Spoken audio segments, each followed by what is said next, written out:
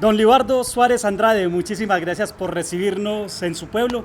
Estamos de verdad maravillados. Muchísimas gracias. Que sea usted el que nos cuente en dónde nos encontramos. Muy amables, muchas gracias.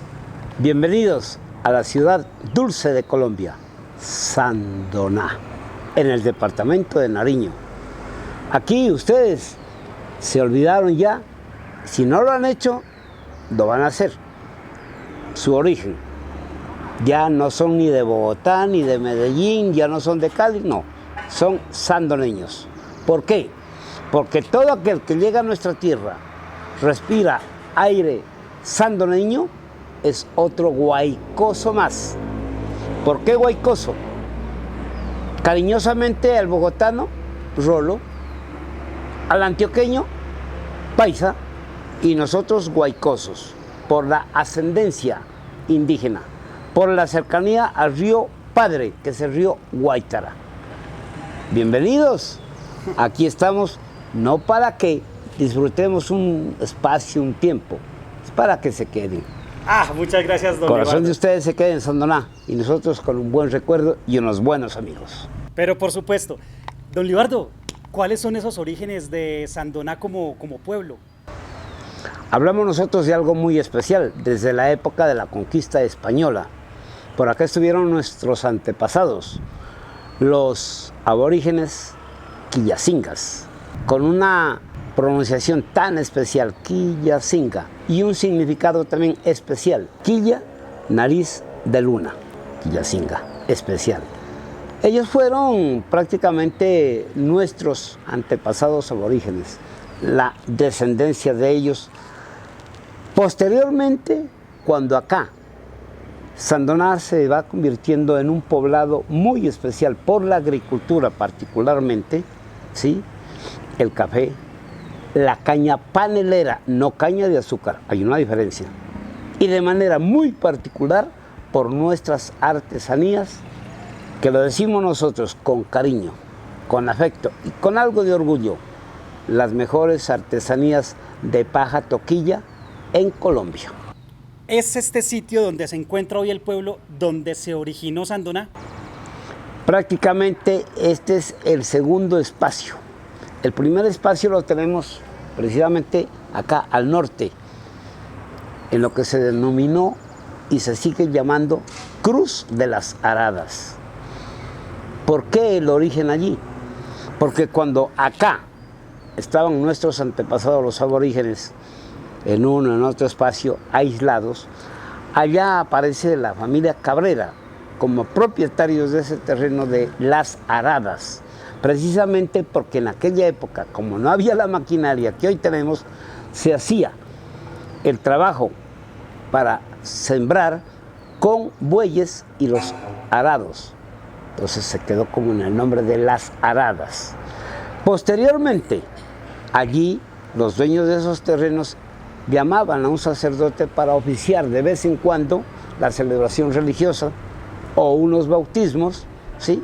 Por eso aparece el primer libro de bautismos con el nombre de Cruz de las Aradas. Entonces, en un recinto especial, una casita sencilla, colocaron una cruz afuera. Entonces, desde allí toma ya un nombre. Cruz, ¿de dónde? De Las Aradas. Para que allí se extendiera a nivel de un pueblo o un poblado, difícil, porque la parte plana es pequeña. Entonces se vienen para acá, a este espacio plano llamado Paltapamba. Palta, aún en el Ecuador, es para la palabra que designa aguacate. Y pamba, acá hablamos de algo pambo, una piedra pamba lisa, plana, o sea, llano, planada o lugar de los aguacates. El Sandoná, hay varias versiones, inclusive sin la tilde, porque es en italiano, hay un Sandona di Piave, en el norte de Italia. Algunos dicen es que de pronto vino por acá un conquistador de por allá y dejó ese nombre. Alguien asegura que porque en Argentina hay mucha gente de apellido Sandona, pero ya en cuanto se hace el estudio de lenguas aborígenes, un sacerdote nariñense nos habla de sando o jando, propiamente sando, que proviene de jando, flor de montaña, y el na, lejana, recóndita, escondida. Sería entonces Sandoná, flor de montaña lejana. Sandoná se ubica en las laderas del volcán Galeras, ese volcán que tanto ha incidido en esta sociedad sandoneña. En bien, mucho bien. La fertilidad de nuestras tierras se debe precisamente a las erupciones del volcán Galeras. Cantidad de material que produce unos suelos realmente especiales para nuestra agricultura. La lava del volcán nos ha permitido eso. Lo positivo. Somos un centro especial de caña panelera, uno de los grandes productores a nivel nacional. Inclusive, de aquí se está exportando dulce, panela, le llamamos nosotros, a países como España. La fertilidad de nuestros terrenos, de nuestros campos, en muchos espacios tuvimos la oportunidad de decir, somos capital cafetera de Nariño. Si vamos a los demás cultivos frutales, los de estos climas cálidos o templados, frutas, la naranja, la lima, el limón, el aguacate, el tomate. Es decir, somos una tierra privilegiada en el sentido de que las erupciones del volcán Galeras nos han permitido una fertilidad especialísima. Claro está que el Galeras también nos ha llevado, como dijeron los mayores, a tener sustos especiales, sobre todo con algunas erupciones de hace algunos años, de hace algún tiempo. ¿Cómo fue esa evolución ya urbanística y de la sociedad sandoneña? En esto hay que tener muy en cuenta que el gobierno nacional entrega por lotes a familias especiales y eso llamó la atención para que al conocerse en diferentes espacios fuera de Sandoná que acá se estaban entregando tierras, acudieron de diferentes pueblos, desde el Putumayo, decíamos desde el Cauca, el occidente y de manera muy particular del norte del Ecuador. Por esa razón somos un municipio cosmopolita, ¿sí? Con influencia de varios estamentos, de varias formas de pensar, y en ese espacio el pensamiento y la producción. En un principio, esto, inclusive al sur de lo que hoy es el municipio de Nariño, y hasta la parte sur de acá de lo que hoy es Sandoná, en un amplio margen desde Galeras hasta el Guaitara, se llamó Los Ingenios. Y se preparan entonces unos trapiches pequeños para producir el azúcar. De allí que se llamó eso el adoctrinamiento, otros lo dicen doctrina de los ingenios, a cargo de unos sacerdotes. Y aquí de Sandoná, precisamente acaba de celebrar los 100 años de vida parroquial el ingenio, un corregimiento especial de Sandoná. El plátano, lógico, clima medio, los bananos, naranjas, la piña, la papaya, dentro de ellos todo lo que usted puede tener en mente de frutas que anterior a la venida de nuestros conquistadores ya se producían por acá. La uvilla, sencillo, la mora, algunos dicen es que eso vino de Europa, pero acá había una mora muy especial, particular de América. Cuando hablamos de Sandoná y de su progreso, hay un hecho muy particular. Nosotros en los años 50, 60, fuimos capital cafetera de Nariño, la gran producción de café. Y esto es una herencia que viene de mucho atrás, cuando en las haciendas llamadas Cuchipí, ¿sí?, hacia arriba del Galeras, y la hacienda Sandoná, hacia el río Guaitara, fueron grandes espacios de cultivos de café.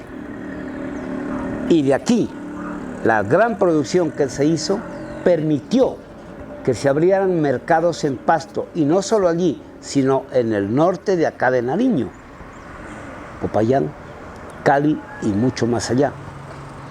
Nos permitió ampliar nuestros mercados, sobre todo de café hacia el sur, las zonas de Túcares, de Ipiales y el norte del Ecuador. Pues eso hubo un espacio grande, especial.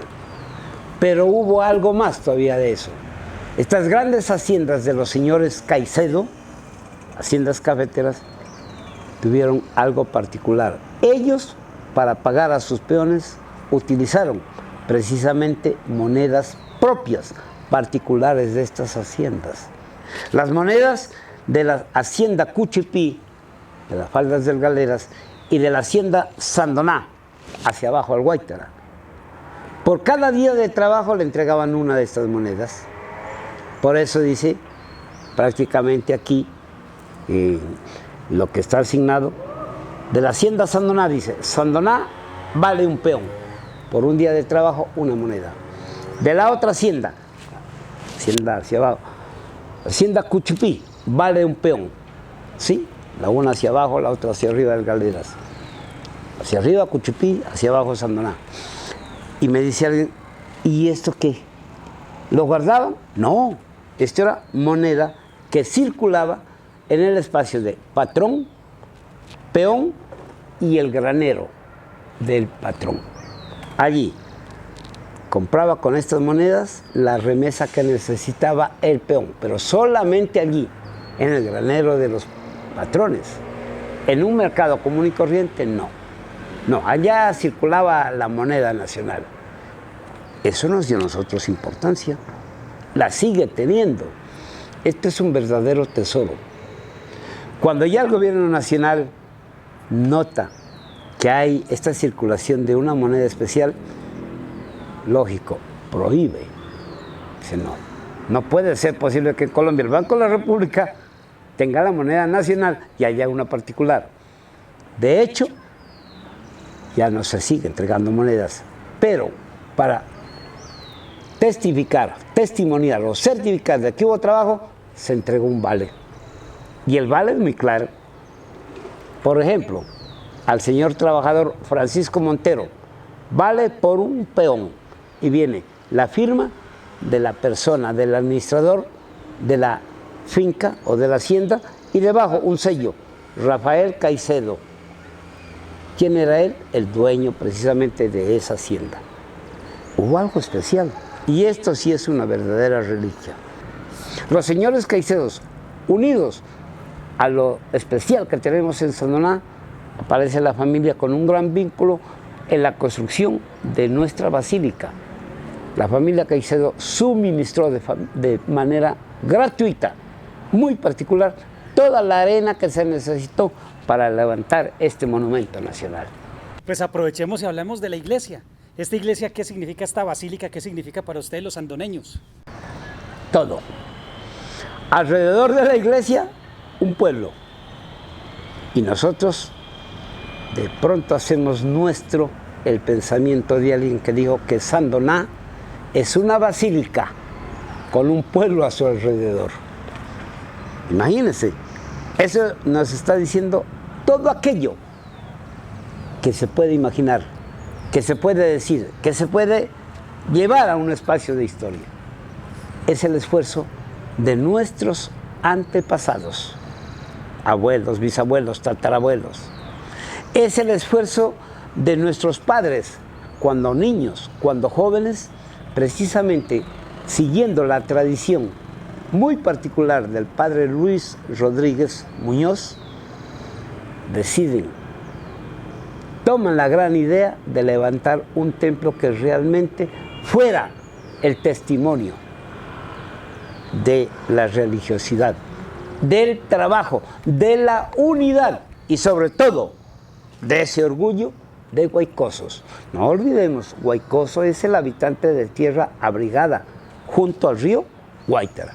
El pueblo va creciendo y hay que hacer algo especial acá con un templo. No un templo cualquiera como lo tienen los demás pueblos que manifestaba el sacerdote, sino algo muy particular. Y en ese sentido convoca a uno de los grandes. ¿A quién? Lucindo Espinosa.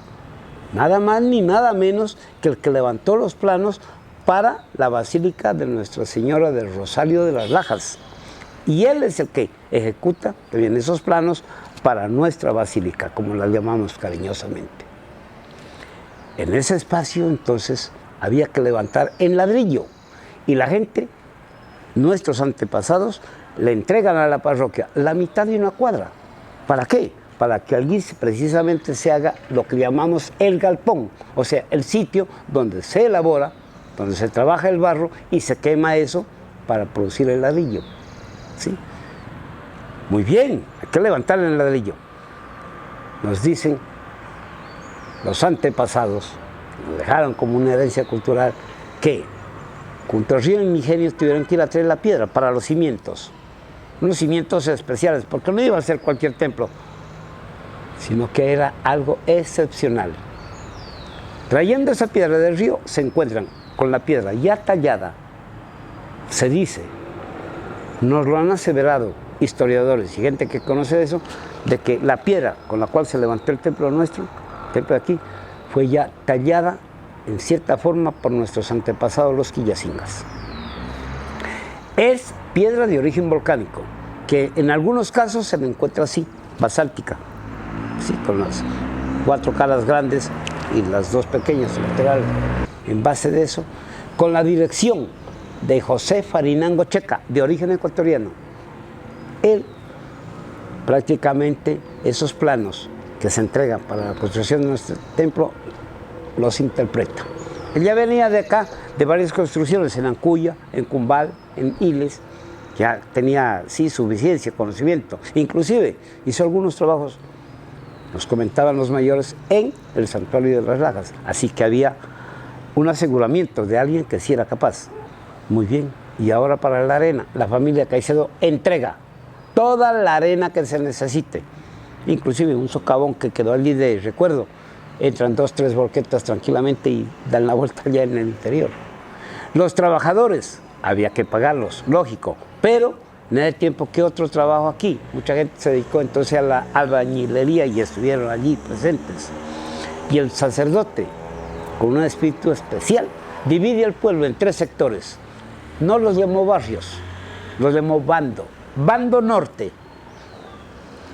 del templo hacia allá, al norte. Bando sur y Melendres, el tradicional. Y cada mes un bazar, la banda del pueblo. Y allí no podía faltar, lógico, el cuy de acá de Nariño, los fritos, las empanadas, la chicha, el café, etcétera, etcétera. Y mire que ahí hay algo muy especial. Es el sector, el barrio, bando lo llamaban. Y el padre entrega el informe económico. Del último festival en el Bando Norte se recolectó tanto.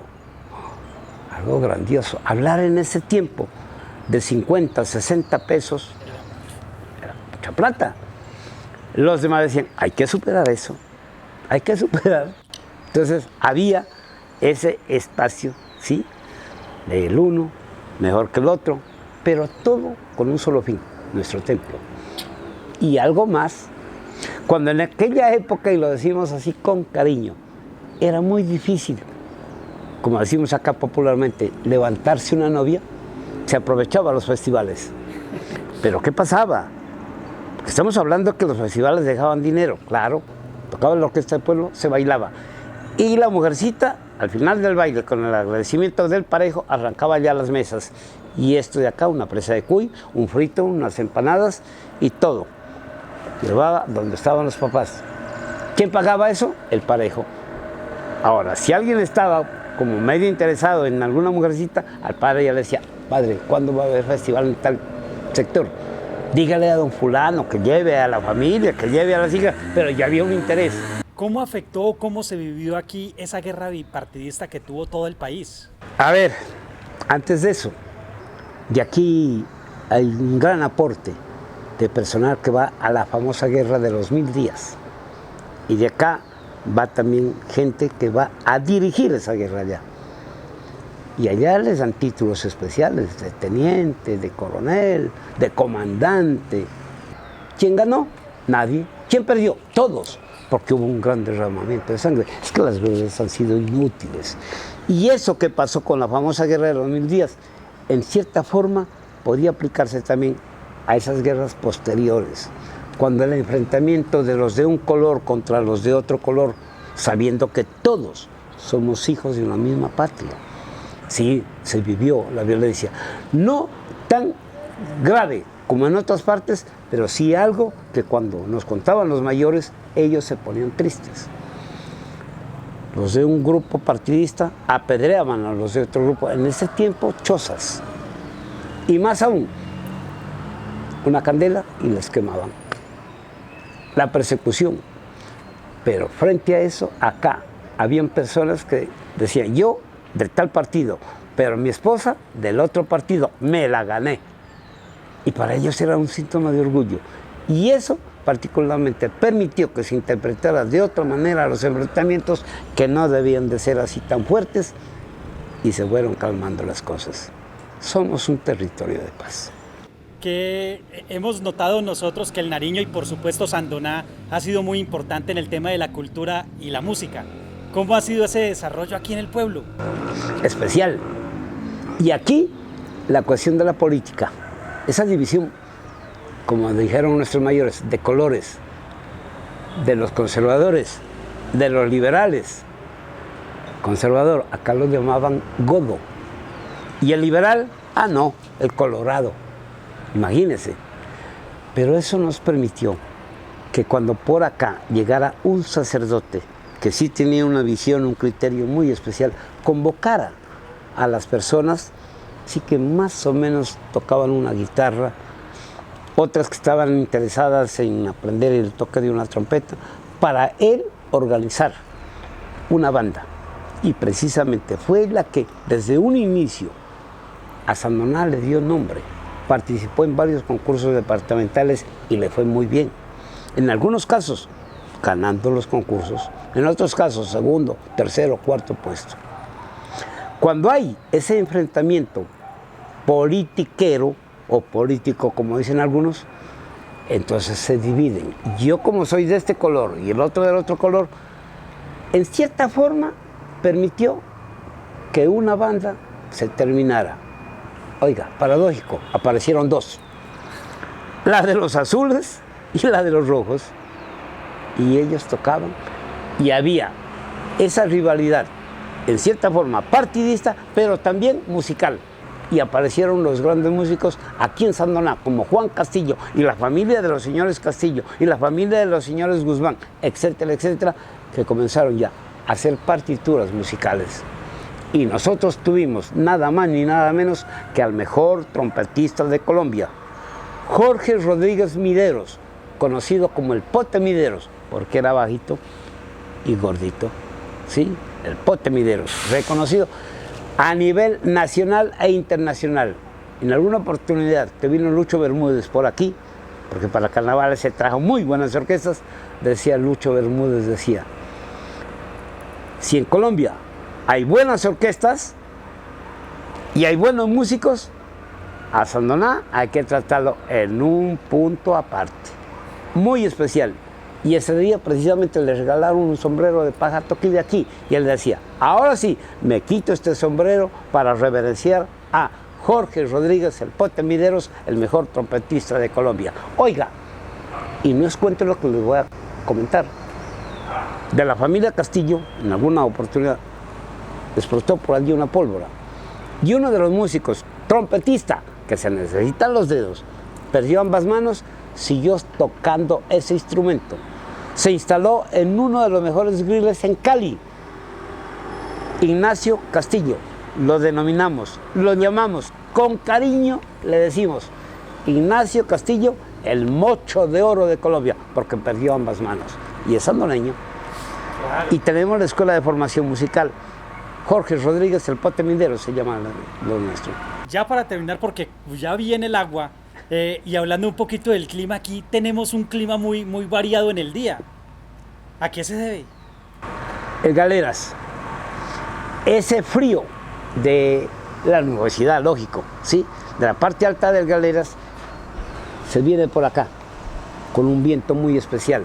Y eso hace que se concentre en esta parte, en donde el calor del río Guaitara sube y hace ese encontrón. Ese cambio de temperaturas permite que acá usted presente el agua. En algunas oportunidades en forma de nubes, pero en otros casos, como hoy, cae como lluvia. Oiga, pero no podemos quejarnos. ¿Por qué? Porque en este clima cálido esa lluvia nos refresca, 1. Y 2, esa lluvia nos ha permitido precisamente que esta sea una tierra, inclusive de tiempos inmemoriales, volcánica. Pero esa lluvia ha permitido fertilizar estos terrenos. Capital cafetera de Nariño, lo dijimos. Y hoy en día, ciudad dulce de Colombia por esa gran producción de caña panelera. Además, importante, recordemos que gracias a la venida de la gente del Ecuador, sobre todo del norte del Ecuador, el tejido del sombrero de paja toquilla. Y a partir de los años 60 se hace algo más. Ya no es solamente el sombrero o la sombrereta que era de ala más ancha, sino que se diversifica el trabajo y se comienzan a hacer artesanías. Por aquí, para diciembre, llega y usted pide un pesebre y se lo hacen en paja toquilla. San José, la Virgen, el niño, la cuevita, el burrito, por acá el buey, todo a mano, nada de máquina. Sí, las dos máquinas, las manos. ¿Sí? Usted se antoja de algo especial y se lo hace. Enviémosle un mensaje a los colombianos y a los extranjeros para que se enamoren y vengan a Sandoná. Somos de los poquitos municipios a nivel de Colombia que tienen ese título especial. Pueblo que enamora. Venga, aquí. El pueblo lo enamora. Y si usted se enamora acá en Sandoná, pues mucho mejor. Vamos a aumentar entonces el censo. Vamos a aumentar los amigos y sobre todo hacer un pueblo cada vez mejor en el sur de Colombia.